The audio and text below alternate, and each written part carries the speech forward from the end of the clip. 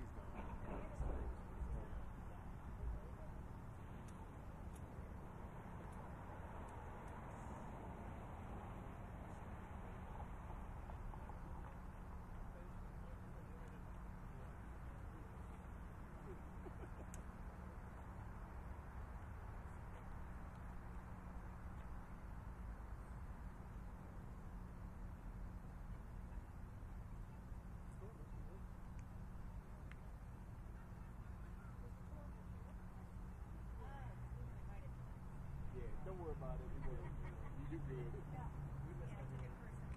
They all did it.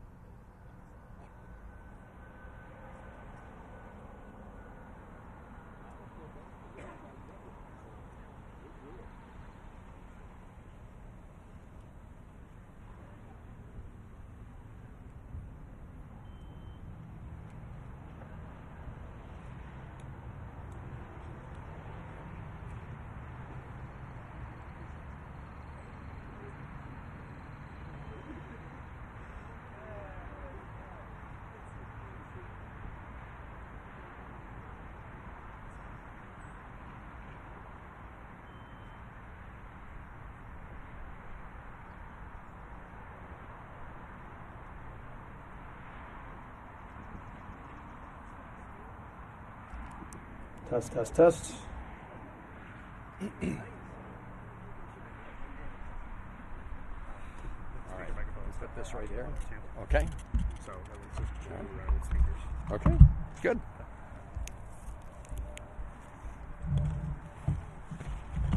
Well, thank all of you for joining us. I'm really glad to be here with my colleagues from Team Maryland. Congressman Hoyer, the dean of our delegation, Congressman Ivey, who represents this district that is home to NASA Goddard.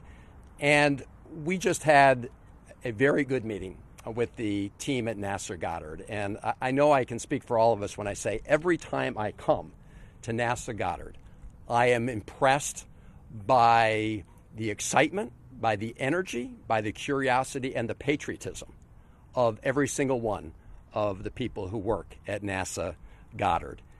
And if you look at what NASA Goddard does, it is the heart of the space science mission around the country. And the space science mission around the country is absolutely the foundation to everything else we do in space. I mean, you can't really talk about the rest of the space program without having the scientific basis of what you're doing, without having the knowledge of what you're doing. And that science and knowledge has also produced incredible benefits for our country in the area of technology, in the area of engineering, in the area of innovation across the board. And if you cut the science programming in half, you hurt our country in many ways. You hurt our national security, you hurt our innovation economy, you hurt our leadership around the world. And I think it is worth emphasizing that if America steps back from space science, others will quickly fill the void. In fact, they're already doing that. I mean, China is already working on mimicking the success of the U.S. space program over time, including the success of our space science programs. We will lose engineers. We will lose others to China. And in fact, they are launching a major space science exploration initiative. So this is no time for the United States to retreat when it comes to space science. And yet that is exactly what the proposed Trump budget cuts would do. They would be that mark a big American retreat from science and all the benefits of science. I just want to mention a couple of the projects that we are talking about that they put on the chopping block. And as you probably saw, they cut the science investment by about half overall. They took an especially big bite out of the astroscience programs, including the Nancy Roman telescope. Now, this is a model of the Nancy Roman telescope. And this program is on time, and it's on budget, and it's scheduled for a launch in fall of next year. And it will dramatically expand our capabilities to look into our solar system and our universe. And it will also bring all the other technological benefits that go with this kind of scientific enterprise. This project, the Nancy Roman project, despite it being on time and on budget, and something that will be a huge force multiplier for our space program, they are proposing to cut. They're proposing to zero it out. We saw it. We saw the clean room. We saw that this is almost finished. And yet they're talking about flushing all those taxpayer dollars down the drain. All of them down the drain. The next project to this would be the Habitable Worlds Project. So we had Hubble, we have Webb, we have Nancy Roman telescope, which will expand some of the capabilities of Webb. But the next big follow-on project is Habitable Worlds, which, as the name suggests, is an effort to look for life elsewhere in the universe, to determine if it's there. It was the top recommendation, Habitable Worlds, of the National Academy of Sciences Decadal Survey. So every decade, the National Academy of Sciences decides what projects are most important to U.S. leadership in space. They chose the Habitable Worlds Project as their number one priority. That is going to be headquartered here at NASA Goddard. So the Trump budget also proposes to close that down, among others. Let me just end with this. We were just talking to some of the great scientists here who told us that they were inspired to become NASA scientists and Goddard scientists because of their exposure to science growing up. They have 400 interns every year here at NASA Goddard. So when you pull the plug on major space science, it's like eating your seed corn. It is so damaging to our entire ecosystem when it comes to American leadership and innovation in this area. So we will fight these proposed cuts every step of the way, and I do believe and hope that we'll have bipartisan support in pushing back against these proposals. And with that, let me introduce somebody who has been a leader on the House Appropriations Committee for a very, very long time, and the Dean of the Delegation, Steny Hoyer. Steny? Thank you very much, Senator. I had the great privilege of representing Goddard for 42 years. So I've been here a lot, and I know the extraordinary work that goes on here. The extraordinary work that we cannot predict the specific advances that this will make in science and technology and the economic impact it will have, but we do know from the many past years of NASA that they will occur, even though we may not know them specifically. I am pleased to join Glenn Ivey, who now represents this area. But he and I think Prince George's County as a unit, not as a single or two units. And we represent them together. And I am so glad to be on Team Ivey with respect to Goddard Space Flight Center. Let me say, I was a colleague of Bill Nelson's. Some of you may remember Senator Nelson. Senator Nelson served in the House of Representatives, and I served with him. And he then went to the United States Senate. And then he went to space. He was the senator in space.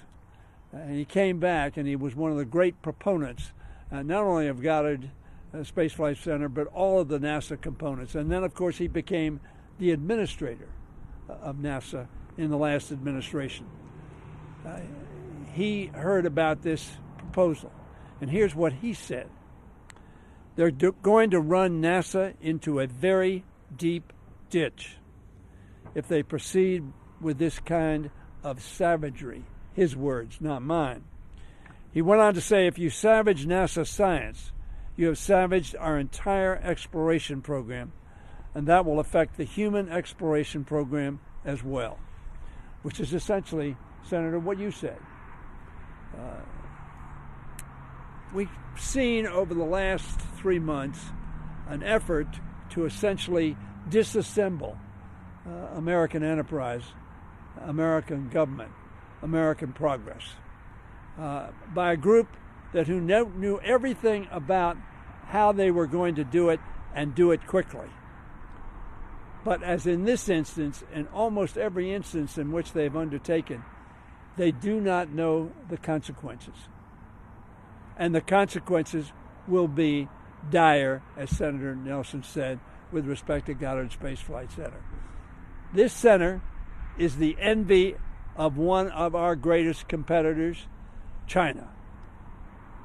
This enterprise is going to be critical as we compete with China in science and in space and in technology.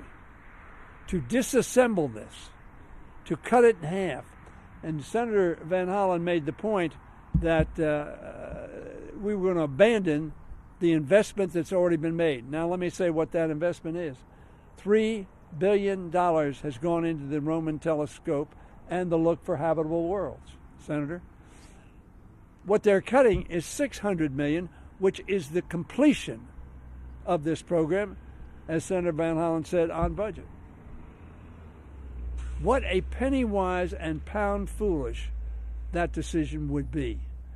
I am going to urge, Senator Van Hollen's going to urge, and Glenn Ivey is certainly going to be leading the pack for the Congress not to do this, and I project the Congress is not going to do this because it makes no economic sense, it makes no competitive sense, it makes no national security sense for them to do this. The people who are doing this know the cost of everything and the value of nothing.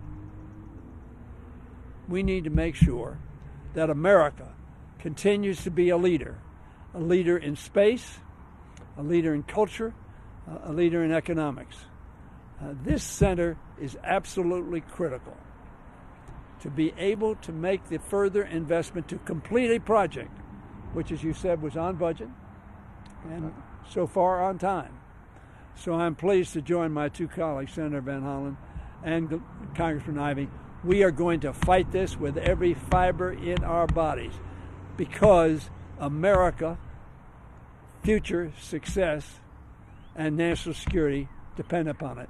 Now let me yield to my dear colleague, Glenn Ivey, who, while a new member of Congress, as a member, worked for the Congress for many, many years, has had extraordinary experience in our state and around the country, and who is an extraordinary partner of mine as we represent not only with Senator Van Hollen and Senator also Brooks, our districts and our state, but also the national interest.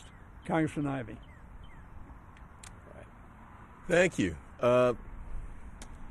This is a competition right now that's going to have historic consequences. This is a fork in the road for the United States of America.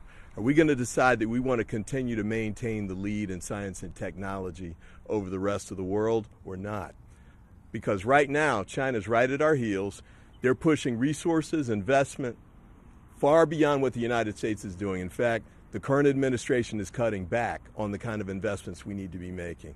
Here at NASA, they're cutting back. At universities across the country, including Johns Hopkins and University of Maryland right down the street, they're cutting back. For grants and scholarships so people can continue moving forward and getting their educations so they can go into these fields, they're cutting back.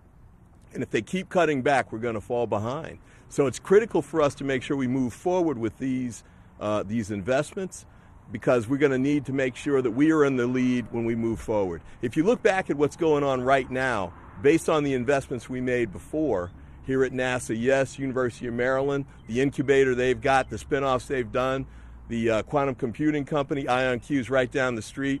AI is critical to where we're going to go. We don't know how it's all going to play out, but we know that we've got to keep doing the work and the research and the study so we can find and make those new discoveries and make sure we stay in the lead. So I'm urging the Trump administration to rethink this cut for the reasons that you've heard from my two colleagues here. It's devastating for NASA, devastating for science, and devastating for the United States of America. So with that, I'll stop for questions. Senator Van Hollen, it's been Yeah. reported that the Goddard Space Flight Center would actually close. Is that actually on the chopping block, or is it just... Well, we haven't seen that in the proposal, but if you look at the impact of their proposed cuts, it would decimate the mission of NASA Goddard and would have all the harmful consequences that we've talked about. We asked some of the scientists what would be the impact of a 50% cut on the science budget, and their answer was it would actually go far beyond that in terms of just being the death bell for NASA Goddard. This is located in Prince George's County. also comment on the Salvadoran president saying he will not return Omar Garcia? Well, let me take that last question last after we focus on questions here. But I want to, it would clearly have a harmful impact on our local economy, regional economy, and all the people who work at NASA. But I want to stress the fact that it will have really harmful impacts for every single American, for all the reasons we've said, because the work they do here is essential to our success in space and our success when it comes to innovation and technology. But let me turn it over to the individual who so well represents this congressional district, Glenn Ivey. Thank you. I mean, one of the things to keep in mind now is that we live in a global economy. And so when they talk about making cuts and shutting down offices here in the United States, I guess they're just assuming that people will move to other NASA installations, but that's not necessarily the case. And one of the articles I saw over the week, it was written by a young scientist who's coming out of the PhD program. He's starting to look overseas. Him and his classmates are looking at going to Europe and India and other places because there's more stability there, there's more funding that's going into these support for these positions. And it's hard to build a career in science and technology in the United States already. So making it even harder means we're pushing them away. True for corporations as well. There's a lot of businesses that do work directly connected to NASA. In fact, the only reason they're here is because of the NASA Goddard installation. We need to make sure we support those. And they also create an ecosystem that's really beneficial with the University of Maryland, with the Army Research Lab, with Johns Hopkins APL right up the street, NSA and cybersecurity. We have all these assets that are working together, doing great work on behalf of the American people. If you start breaking the components out, it undermines the great work that they've been doing to keep America safe and keep us in the front of technological advancement. Let me just add just a short word. Goddard is one of the largest aggregations of engineers, scientists, and technologists in the world. The thought that you can break this up and year by year do something and don't do something. As I said, $3 billion has already been invested in Roman. Extraordinary important project. They're cutting $600 million, which will finish the project. So they're going to leave on the table. And as Glenn Ivey said, there are literally, I want to say thousands, but certainly in the high hundreds of individuals throughout the country that work in collaboration with Goddard. They provide materials for Goddard, they provide expertise for Goddard, they provide people who can come here to learn what Goddard does. So this is not just about federal employees or just about Goddard Space Flight Center. This is about a nationwide effort to have a premier Earth sciences operation, looking back not only at Earth, but also looking at perhaps other Earths, and looking far back in time to see what that can teach us about how we make ourselves safer, more successful, and more healthy. Senator Van Hollen, I'm curious, I've noticed that the cuts apply to here in Maryland, at Goddard, at JPL in California, both blue states. We haven't seen the same kind of cuts in Texas or Alabama or some of the other NASA centers. I wonder if you could comment on that. I believe this is some kind of a blue state payback from the Trump administration. Well, look, we are going to be looking very carefully at the distribution of the cuts. What we're seeing in many parts of the Trump administration and conduct of the Trump is political retribution against various people. I will say that if it comes down to these budgetary decisions, we're going to fight back already, but you can be sure that we will make the case that political retribution has no place in the appropriations process. And I will tell you this, I think our Republican Senate colleagues and Republican House colleagues recognize that that is a very dangerous road to go down. Not just for now, but for the future. And I have already met with my counterpart on the Appropriations Committee, subcommittee for CJS, prior to these most recent announcements. And he, I believe, fully understands the importance of the Goddard space science mission. Republicans are going to support you then? I believe that Republicans will recognize that a 50% cut to the NASA science budget is harmful to the national security and other interests of the United States. Yeah. Also, let me add the concept that you've got a pod here, a pod there, and a pod here, Texas, wherever state you use, or Maryland, they are interrelated. They are not doing the same things, but those things are related to one another. They learn from one another, and they are critical to one another. So believing that you can cut off the science part, now every part has science, but cut off one wing is a foolish and wrong concept. It will adversely affect, and that's why Bill Nelson said it's going to affect all of NASA. Yeah. Do you think that this might be at all efforts to privatize this industry, and Elon Musk being in charge of DOGE could benefit by having people who are no longer employed in NASA hiring that as well? Do you think that that's at all part of this? I do think that that's part of it. I mean, if you look at Project 2025, they talk about privatizing many important public goods, including, for example, at NOAA, right? They want to privatize the National Weather Service. That's laid out very clearly in their plan. I would point out that NASA Goddard plays an important role in those in servicing those launching and servicing those satellites for NOAA as well. So there's no doubt that when you have a billionaire cabinet, and when you have the folks who were sitting behind President Trump on his inauguration day, include Elon Musk, the richest person in the world, who has a direct interest in space, that yes, I think part of their motivation here is to attack the heart of the NASA Space Science enterprise in order to contract it out ultimately to themselves. That would be a huge mistake. We all recognize that. I mean, the reason we have NIH do basic medical research and we have places like Goddard do this kind of research is because it is a public good. And there are a lot of people that want to later cash in on its benefits. We want to make sure the American people are the folks who are benefiting from this public investment, as they have been. If I could just one quick point on that.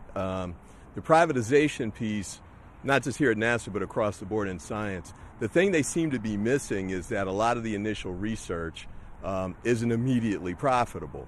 So some of the private companies that they're assuming would pick this up, their shareholders would never let them do it because they wouldn't be able to show a quarterly or yearly benefit necessarily. Some of the research takes decades to accomplish. Now, after they do the research and they spin that off, that's when there's a commercial benefit for many of those in the private sector. But if we don't have these kinds of installations right now, for NASA here, NIH for that type of research, University of Maryland, the quantum field that they spun off later, you might not get it done in the time frame that you want, and we might get beat out again by China or India or some other country. Any other questions on this topic? And then if not, we can go to the other. Yeah. I'll follow up question. But one question on this, if you don't have it. You said that this was a good meeting. Can you describe why you thought that? Sure. We met with the top leadership here at NASA Goddard, and they went over all of their programs and described very clearly why these were of benefit to the United States and to the people of the United States. And as I mentioned, we paid special attention to the Nancy Roman telescope project because we could see it through the large, glass windows, that it is just about ready to go. I mean, it is supposed to launch in the fall of next year, and it's on budget. And they went into great detail about why this is important to the country. I mean, a lot of the technology you have, like the camera in the phone you're using right now, is really a spin-off of the space science programs over time. We benefited from the GPS systems. A lot of these discoveries were made in the course of the scientific enterprise, including the space science enterprise. I want to make a point for you. I want to make it clear. This meeting and visit to Goddard was at our request.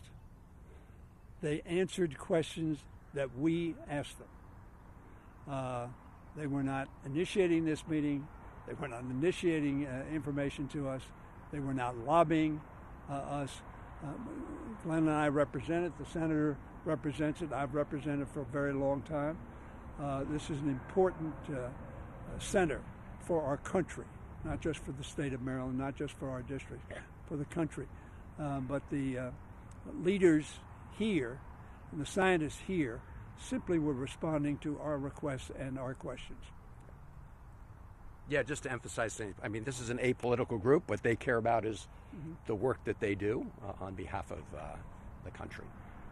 One of the people we met with, and I'd met her before, I think my colleagues, is Amber Strawn, and I think she's an important, hers is an important story as to why we need to do the work like they do here to get the next generation of scientists. She grew up in Arkansas, and she saw some of the early pictures from the Hubble Space Telescope, and they just sparked her imagination and curiosity, and years later she became the program manager for the Webb Space Telescope.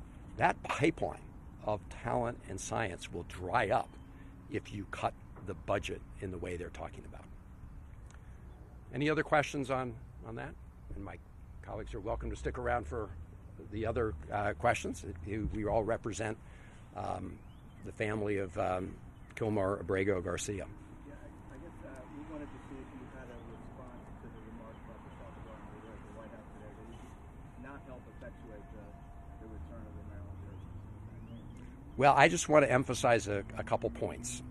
Number one, the courts of the United States have determined, and the Trump administration has admitted, that he was wrongfully apprehended and illegally deported to El Salvador. Number one. They've admitted that that was a mistake. So you've got a Maryland man who's the father of 3,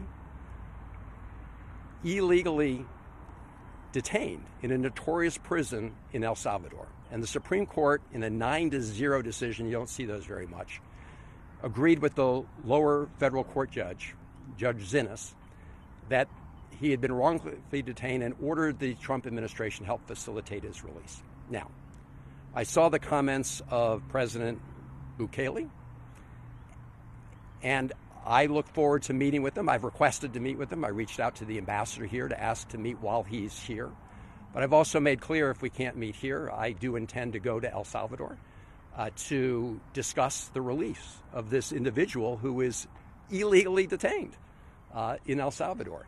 And I believe the president of El Salvador will recognize why it's important to allow him to return to the United States of America. You know, the United States and El Salvador have had a strong relationship over many years. The United States provides lots of support to El Salvador. That support is not merely an issue for the executive branch. All of us, as members of the Appropriations Committee, also support whatever foreign assistance budget goes forward. So I believe that the president of El Salvador will reconsider when he understands the full story of this illegal detention. I don't think he wants to essentially be the president who's kidnapped a United States citizen. It was the fault of the Trump administration for sending him there illegally, but he shouldn't spend one extra day in a notorious prison in El Salvador when the president of El Salvador can let him go. I'd like to comment on that. It is astonishing that the Trump administration continues to pretend like they can't have this man brought back. President Trump could direct him to bring him back. The Attorney General can direct him to bring him back. Instead, it looks like they're trying to force a constitutional crisis and force the Supreme Court to order it directly. But we do extraditions all the time. The United States has people brought back to the United States. Usually they're criminals and there's some kind of indictment over their head. In the instance where this is an innocent man who's done nothing wrong and the government admitted that they made a mistake in sending him, This should have happened days ago, and there's no excuse for dragging their feet anymore. Senator, when will you make that decision to possibly go and speak with the president of El Salvador? Well, I'm trying to meet with him. I'm trying to meet with him while he's here. As you know, he arrived just the other night. He came to Andrews Air Force Base in the state of Maryland, meeting with the president. So my first choice would be to meet him while he's here. But if he won't meet or can't meet, I intend later this week to travel to El Salvador and seek a meeting with the president or other government officials, because it is absolutely unjust and illegal to have this Marylander detained one more day in a notorious prison in El Salvador. As Congressman Ivey said, I mean, I want to underscore, of course President Trump could have just said, bring him home. Of course he could have done that. But this is an administration that has lied about Mr. Abrego Garcia, right? The Vice President of the United States tweeted out that he had a criminal record. That was a lie. They're just lying. They've gotten caught lying. They don't want to admit it.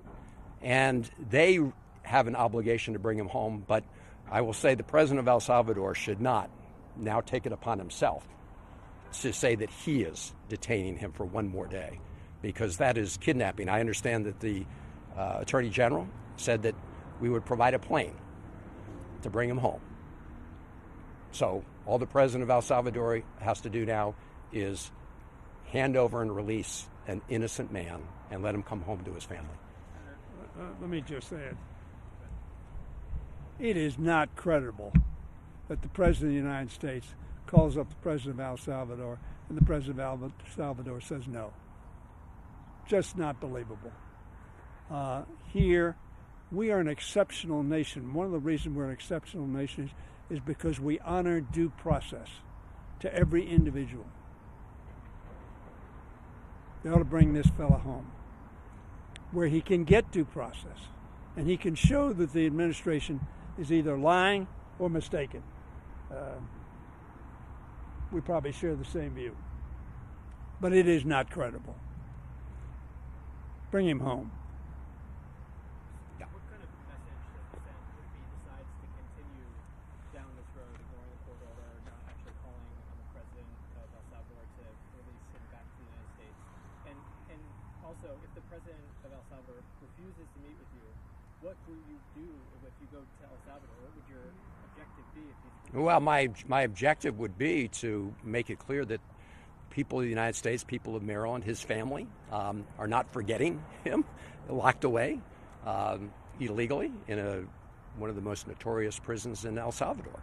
So it would be to continue to make sure that we focus on his health and well-being and his release back to his family until that happens. This is unsustainable. I mean, the Trump administration's position, in my view, is absolutely unsustainable, as is the position of the president of El Salvador, if he's going to say that he's not going to release this man who our own courts, 9-0 on the Supreme Court, have said really should be coming home now. And I do want to, I would say, with respect to what do we do, I saw that the families, the lawyers, have asked that the administration lawyers be held in contempt, and I think that's an absolutely appropriate move to take right now. They are clearly just snubbing their nose at the courts, including the Supreme Court. And the courts, in my view, need to exercise their ability to sanction people who ignore court orders.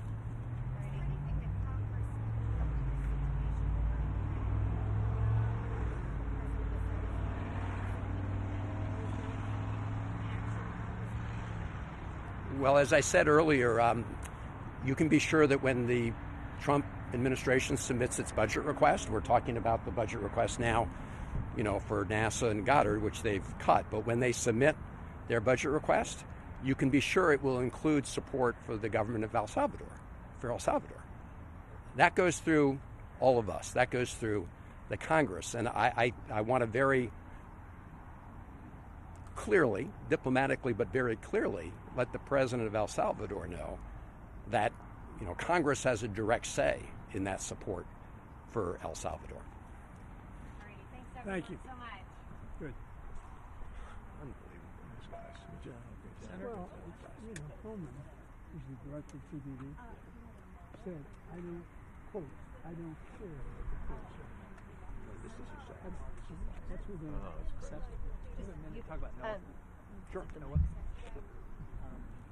Okay. More Thanks, cuts Rich. coming in. How are you? Announced on Friday. To reorganization, cutting policies to research continues.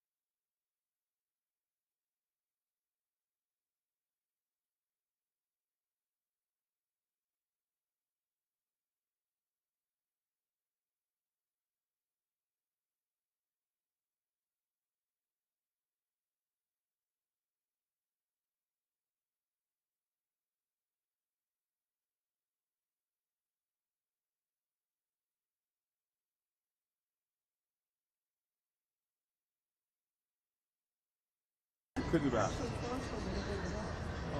I hold it like right here. Down, yeah. Five. Now you're who's there? Who's in the room? Who's in the room? And then we remember we were getting harassed. Look at this. You see this? Yeah. Microphone. It says, I know. It says, interference campaign activity workers. We were harassed. That's illegal. This is the government claiming that interference. This is extremely, very, very ugly. Okay. All right, y'all ready? I'm looking at my speaking book. I don't have my speaking book. I'll bring it. Let me know. Give me a thumbs up. Okay, everybody. Welcome. We are here today to talk about this very important document. You may remember these were notes that were confiscated by the FBI during their investigation in former Mayor Sheng Tao, who now faces 95 years in